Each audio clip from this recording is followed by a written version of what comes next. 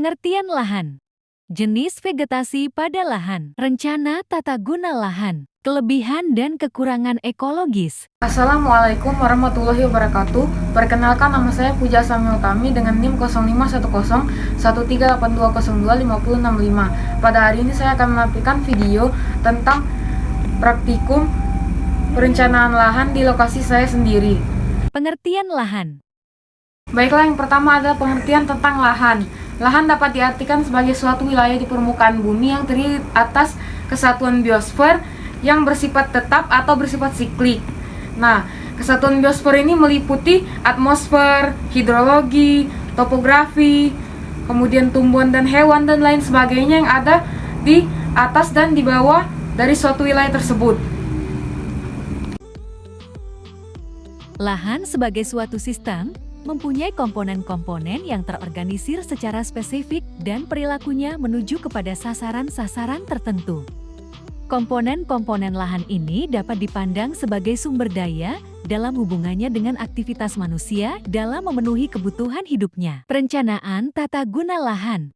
Baiklah, perencanaan kali ini akan dilakukan di sekitar tempat tinggal saya, yaitu di Jalan Danau Opi, Jakabaring, Palembang. Nah, untuk vegetasinya itu adalah vegetasi rumputan. Nah, lahan ini dulunya adalah bekas rawa, namun ditimbun pada tahun 1997. Berikut adalah foto-foto dan video dari lokasi tersebut.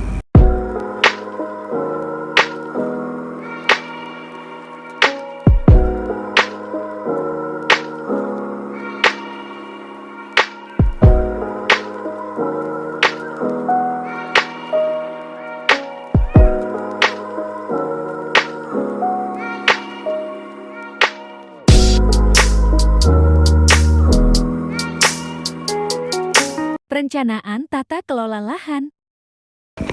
Baiklah, dari gambar-gambar dan video yang dilihat tadi, dapat dilihat bahwa lokasi tersebut dekat dengan perumahan dan juga dekat dengan Danau Opi.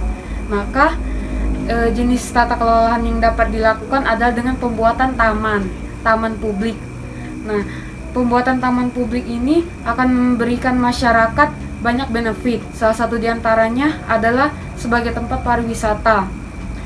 Nah, dengan tanaman-tanaman yang banyak ditanam di sana, maka akan meningkatkan pengetahuan juga tentang tanaman-tanaman apa saja yang dapat ditanam di kebun atau taman di dalam kota ini. Dan kemudian juga sebagai cadangan oksigen di dalam kota.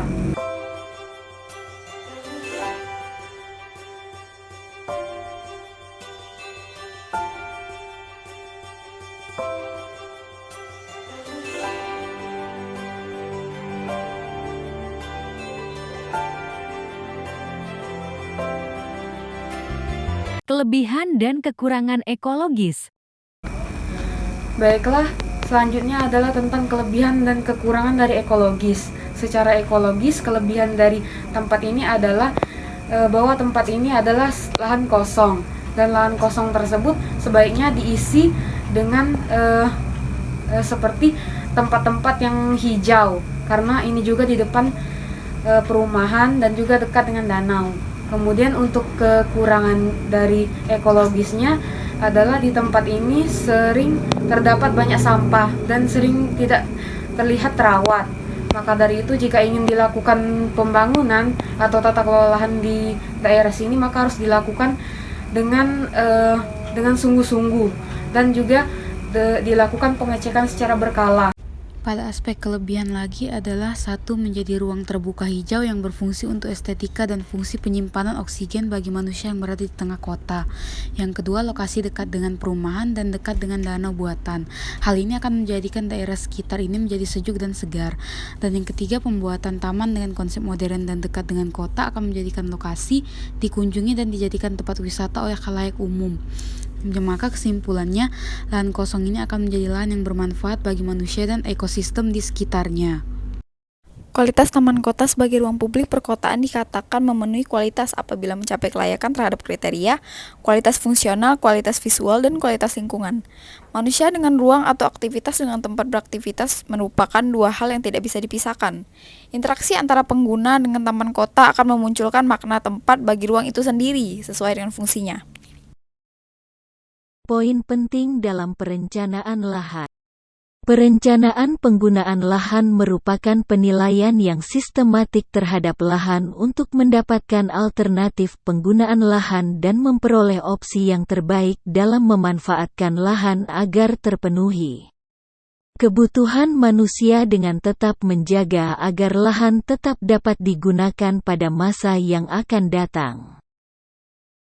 Maka dari itu, perencanaan pembuatan taman ini akan sangat menguntungkan manusia dalam banyak segi. Dalam segi pengolahan lahan, maka lahan kosong akan bermanfaat bagi manusia yang tinggal di sekitar. Baiklah, kesimpulan yang pertama adalah lahan diartikan sebagai lingkungan fisik yang terdiri atas iklim relief, tanah, air, dan vegetasi serta benda yang ada di atasnya, sepanjang ada pengaruhnya terhadap potensi penggunaan lahan. Baiklah, kesimpulan yang kedua adalah perencanaan penggunaan lahan merupakan penilaian yang sistematik terhadap lahan untuk mendapatkan alternatif penggunaan lahan dan memperoleh opsi yang terbaik dalam memanfaatkan lahan agar terpenuhi kebutuhan dari manusia. Baiklah, sekian pemaparan video daripada saya untuk perencanaan tata kelola lahan di sekitar daerah saya ini. Untuk kelebihan dan kekurangan dari video ini saya memohon maaf dan kepada Allah saya mohon ampun. Semoga kita dapat mengambil manfaat dan juga benefit dari video ini. Baiklah, saya ucapkan terima kasih. Assalamualaikum warahmatullahi wabarakatuh.